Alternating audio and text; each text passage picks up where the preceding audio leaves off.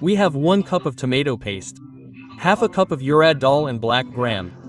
Butter is required. Cream is required. We have about 2 teaspoons of kidney beans and rajma, about 1 teaspoon of chana dal and Bengal gram oil, 1 teaspoon ginger garlic paste, 1.5 teaspoon black cumin and shahi, 1 teaspoon salt, according to taste, garam masala half a teaspoon, red chili powder 1 teaspoon, 1.5 teaspoon of coriander powder and half a teaspoon of cumin powder. So let's start. Soak the urad dal and rajma for about 6 to 6 hours and chana dal for about 2 hours and then pressure cook it. In a kadai add in the butter and oil.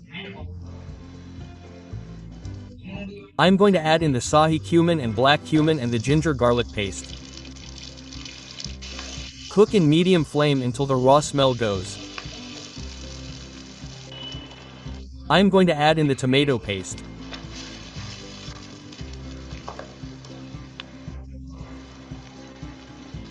Salt. Cook this until it starts leaving the sides. This has started leaving the sides. Now I'm going to add in the cumin and coriander powder and red chili powder. Mix it well and cook until it leaves the fat. Now the fat has started separating. I'm going to add the lentils. The water in which I have boiled the lentils and some fresh water. We are going to mix this well. I have added more water to this and you can see this is kind of runny right now. We are going to slow cook this in medium flame for about 30 minutes.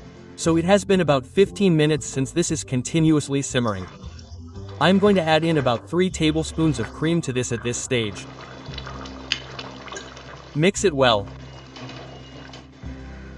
Now we are going to cook this for another 15 minutes. So our dal makhani is ready. We are going to finish it off with some garam masala.